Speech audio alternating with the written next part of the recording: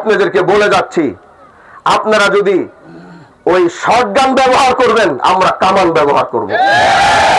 শুধু এতটুকু একটা নলেজ দিয়ে গেলাম, বাকিটুকু আর বললাম না। এখানে আপনি যেটা ব্যবহার করবেন তার 100 গুণের বেশি যেটা আছে ওইটা আমরা ব্যবহার করব। এবার দেখবো আপনাকে কে বাঁচাইতে পারে। আমিও দেখবো। আজকে থেকে বালু উত্তোলনের জন্য যুদ্ধ ঘোষণা করে গেলাম। যদি এই যুদ্ধের জন্য আমরা সবাই প্রস্তুত আছি তো ইনশাআল্লাহ। আপনাদের এখানে আসার আগে আমার টিওনো অফিস ঘোরা শেষ। আমি তাদেরকে আপনাদের সেই আকুতি বিরতির কথা জানিয়েছি। আমি তাদেরকে বলেছি যে কিভাবে এটা বন্ধ করা যায়, অবৈধ বালু উত্তোলন কিভাবে বন্ধ করা যায়। বাড়ি পুড়লে ভিটামাটি থাকে, বাড়ি করা যায়, কিন্তু ভিটামাটি যদি নদী নিয়ে যায় তাহলে সেখানে আর কোনো অস্তিত্ব টিকে থাকে না।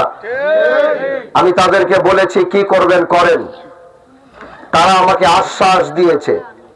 তারা কি কাজ শুরু করেছে কিনা আমি জানি না, কিন্তু আজ আমি এখানে কোনো অনুরোধ করার জন্য আসিনি। আপনারা জানেন আমি যেখানে একবার যাই সেখানে আমি অনুরোধ করি, কিন্তু আজ আমি এই নদী ভাঙা এলাকায় এসে কোনো মানুষকে যারা বালি উত্তোলন করে তাদেরকে কোনো অনুরোধ করার জন্য আসিনি, তাদেরকে হুকুম করার জন্য এসেছি। খবরদার আরেকবার যদি নদীতে ড্রেজারের মেশিন চলবে, ওই ড্রেজারকে আমরা বন্ধ করব না। আল্লাহর উপরে শপথ করে বলে যাচ্ছি, এই নামের লিস্টগুলো আমার হাতের মধ্যে। এক একটাকে বাড়ির ভিতর থেকে গলা ধরে ছেঁচড়াইতে ছেঁচড়াইতে বাহাদুরপুর নিয়ে যাবে। এদেশের কোন প্রশাসন নাই আমাকে আটকাবে। আবার বলে দিচ্ছি, এদেশের কোন সেনাবাহিনী নাই যে আমাকে আটকাবে। এদেশের কোন টিওনো মেয়নো নাই তারা আমাদেরকে আটকাবে। তাদেরকে বলে আসছি, তাদেরকে বলে আসার পরে তারা যদি সেই ব্যবস্থা গ্রহণ না করবে, হাতের মধ্যে যে লিস্ট নিয়েছি এক একটাকে এখান থেকে ধরে আমি ছেঁচড়াইতে ছেঁচড়াইতে শিবচরের বাজার থেকে ছেঁচড়াইতে ছেঁচড়াইতে বাহাদুরপুর পর্যন্ত নিয়ে যাব। এদেশের কোন বাপের বেটা নাই আমাকে সেদিন আটকে রাখবে। গতকালকে ড্রেজারের মেশিন চলেছে। যারা ড্রেজারের মালিক তাদেরকে বলছি, ড্রেজারের মেশিন যদি পাই আল্লাহর কসম ওটা টুকরা টুকরা করে লোহা কেজি হিসেবে বিক্রি করে দিব। আপনারা বালি এখানে ফেলেছেন, মানুষের জমির উপরে ফেলেছেন, যে জমি এখানে ভালো ফসল দেয়, আজকে মাসের পরে মাস সেই ফসলগুলো জমির উপরে আপনারা বালু ফেলে রাখছেন। আগামী 4 মাস সময় হয়তো দিব সেই বালুগুলো সরানোর জন্য, না হলে এক ফোঁটা বালি আপনারা এখান থেকে নিতে পারবেন না। আমাদের পদ্মা নদী ঘিরে চলছে শেখপুর, সেখানে এই অবৈধ বালু উত্তোলন চলছে। আহুত্রাইলে সেই বালু উত্তোলন চলছে।